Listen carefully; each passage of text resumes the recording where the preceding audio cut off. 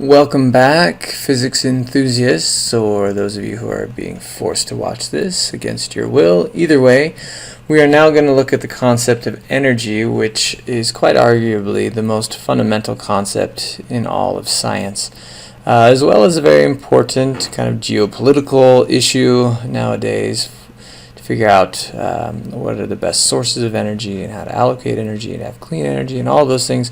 We should probably have some idea what we're talking about if we're going to be making those types of decisions. So let's start out by talking about what energy is. For as important as it is, we really don't have a great idea of what it is. You'll see definitions like the ability to do work, and then work is the ability to transfer energy and whatnot. But I mean, when a baseball gets hit by a baseball bat, you don't see some fluid flow from the bat to the ball as energy is transferred. So we can't hold energy in our hand and say, oh look, this is what energy is, like we could do with, say, copper. Say this is copper. But we can surely measure energy, and it's incredibly useful in a wide range of situations. So let's start out by looking at the different types of energy that we should be familiar with. Kinetic energy is probably one you've heard of, energy of moving objects. You've probably also heard of potential energy, and when you think of that, you think of an object that's going to fall or roll down a hill or something like that. I'm typically going to refer to that type of energy as gravitational energy, because there's another type of potential energy we're going to use a lot called elastic energy, which is energy stored in springs and rubber bands and those types of materials. There are many other types of energy as well, and this is not an exhaustive list. You can talk about thermal energy, which is the energy stored in heat.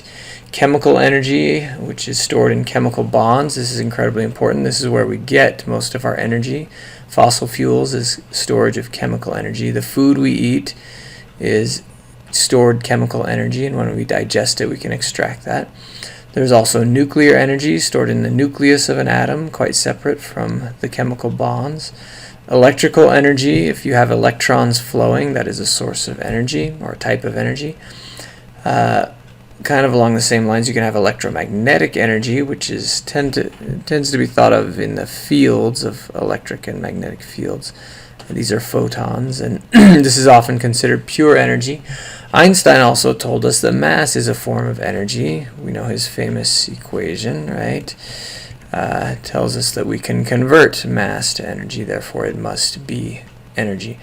The ones that we are going to start out looking at are these guys right here, which are collectively known as mechanical energy. These were the first types of energy to kind of be studied and understood at some level. Alright, moving on to the all-important law of conservation of energy. Dun dun dun dun dun. Hopefully most of you have heard of this before. It can be summarized in a couple of statements, or just one. Energy cannot be created nor destroyed. So energy has to come from somewhere if you gain energy, and if you lose energy, it has to go somewhere. It can't just disappear. Another way of describing this is saying, for an isolated system, the change in energy is zero. Well, what's an isolated system? It's a system where we don't let any energy come in or out, which in reality is really hard to do in a lab situation. But the universe, there's a decent chance the universe is an isolated system. We don't know that for sure, but we think there's a good chance, which means there's no energy flowing in or out of the universe. So all the energy we had at the moment after the Big Bang is the same amount of energy we have now, and that energy is going to dilute away as the universe expands, and there's all these fun implications to think about with that. As far as computationally, what this means for us is that the energy we start with, our initial energy, equals the energy we end with. Okay, this is the most important equation for our study of energy. So whatever you start with equals what you end with. Let me show you a couple of examples. Actually, before we work some problems, let me show you our good friend, the skater dude. So if he starts up here, up high, I've got it paused, so time is frozen. And we think about the type of energy he has. Well, he's up high, and so he has a lot of potential energy. His Y value is big, and it looks like he was moving when I paused it a little, so it says he's got a little kinetic energy. This is his total energy. Well, when I hit play, he's going to go down, which means his potential energy has to come down because he's not as high. As he does that, the kinetic energy goes up because he speeds up, and the total energy, you'll notice, doesn't change at all. This is a demonstration of the law of conservation of energy. We're not losing any energy now. Here we've got a frictionless track. In reality, this can't happen. You would slow down because of friction. And that's what this thermal is for. If there's friction, you're going to gain thermal. But the total, regardless, is always the same in every situation. Okay. Let's actually look at our masses on springs real quick, too. If I jump to the energy graph for... let me take friction away, actually. The energy graph for this mass on this spring here. Well, if I have it up high, I've got a lot of gravitational energy. If I have it down low, I'm stretching. So if I let it go, we can oscillate between those things. I'm getting more gravitational energy, elastic energy when it's stretched. And I'm also having kinetic energy when I'm moving faster. So we can get some more complicated things going on here as well. But once again, the total, even though it's sloshing between the different types, total remains the same. Alright, so now let's get to some problems. Energy makes solving a number of problems incredibly easy. So let's say we have a skier going down a nice long hill. Say we got a 40-degree angle here, and they end up 100 meters vertically down from where they started. So here is my skier dude. Maybe he's ski poles, whatever. Okay. If I want to figure out how fast this person is going at the bottom, using kinematics, I would have to find the component of the gravitational force. By the way, we're saying there's no friction in this case. Later on we'll deal with friction. Let's say friction is 0. In kinematics or forces, we would say, oh, I need the x component, or the component of the gravitational force down the hill. And then once I have that, I would have to figure out the length of this slope, and then I would use some kinematic equations where I'd find my acceleration. I would also need to know this person's mass and all of these things. Well, with energy, I'm going to use that equation that I told you was the all-important equation, which is our initial energy has to equal our final energy. In this case, the initial energy when we are up high, and we assume that this person starts at rest at the top of the hill. So they don't have any kinetic energy, there's no springs involved. So they start with gravitational energy. When they go down the hill, if we call this height 0, since we called that height 100, then they have no more gravitational energy. You could call this something else and make it more complicated, but your answer will come out the same in the end. So where this energy goes is their energy of motion, or their kinetic energy. Okay, so we just equate those two things, and then we plug in our equation for gravitational energy, mgy, our equation for kinetic energy, 1/2 mv squared. Don't even need to know the mass of the object.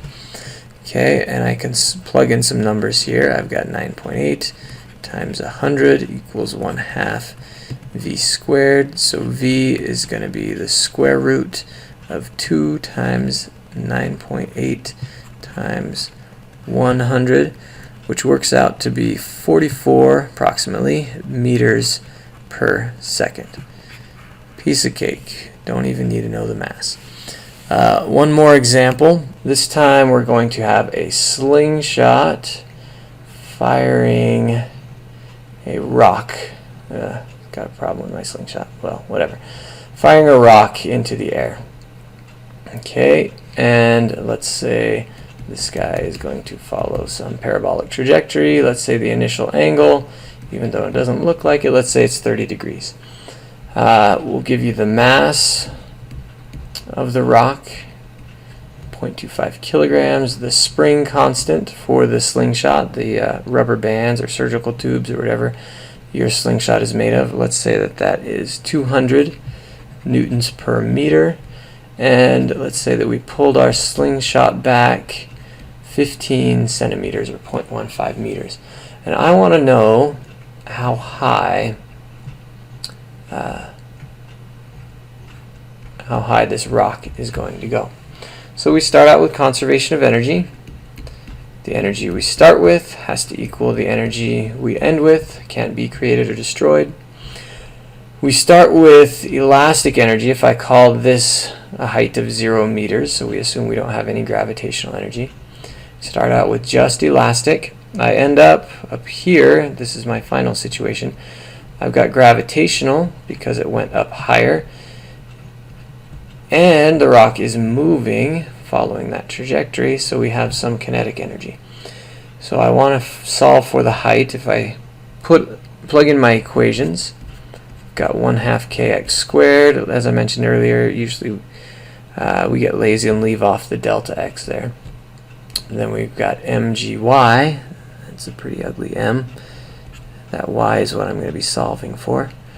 And 1/2 mv squared. Can't really cancel out anything here because there's no mass in this term here. I know both of these things, but I don't know my velocity, which is going to make it impossible to solve for that maximum height. But we can use some of our knowledge of kinematics and projectile motion to figure out the velocity at that height. And what we want to do is we can actually use conservation of energy again to figure out the velocity when this thing just left the slingshot. So I'm going to jump up over here and I'm going to say the initial energy equals the final energy, but now I'm just saying from the time I pulled it back and to the time that it just left the slingshot. So when it was pulled back, I had elastic energy. When it just left the slingshot, I'm going to ignore the little change in height here. We like to do that in physics, ignore things when we feel like it. So here all of my elastic becomes kinetic energy. So this is going to allow me to find the initial velocity, the launch velocity of our rock. So we've got 1/2 kx squared and 1/2 mv squared. If we plug in our numbers here, we're going to have 1/2 times 200 times 0.15 squared equals 1/2 times 0.25, just squeezing it in here, times v squared. This side of the equation works out to be 2.25 joules of energy equals, where did I go with this? Yeah, okay. 1/2 0.25 v squared. Solve that guy for v and you end up with 4.2426, and you should keep as many digits as you reasonably can. When I did these calculations, I did it in my calculator and just use all the digits that the calculator would store. Now I'm also going to call this the initial velocity, just to remind myself that it's not this velocity here. I haven't found that quite yet. This is just the launch velocity. So if I think back to my information about projectiles, if I know the launch velocity here, I could technically use that information and use a kinematic equation to figure out how high it goes. But since we're doing energy, we're going to do something a little bit different. At the top of the trajectory here, I know that I don't have any vertical velocity. I just have an x component to my velocity.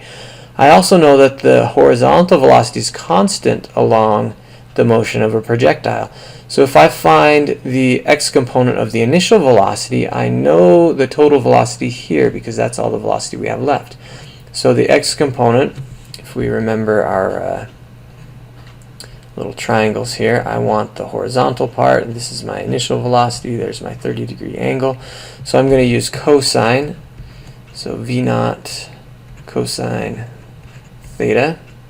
My initial velocity is this 4.2426 guy times cosine of 30. And that works out to be a velocity of 3.674 meters per second. That's the velocity that I can plug in here because that is my total velocity at the top of the trajectory there. Now I can go ahead and plug in my other numbers and solve for what I was looking for, the height. I already know the elastic energy I started with. That's what I solved for over here. So I started with 2.25 joules. I don't need to write the units, but you can. Here my mass, 0.25 times 9.8 times y plus 1/2 times 0.25 times, I'm going to get a little crooked here, sorry, 3.674 squared. Anyway, you do the algebra from this point. Turns out you get a height of 0.23 meters. So not the best slingshot launch in the world, but some good physics going on. Alright, I will see you next time. Same physics channel, same physics time. See ya.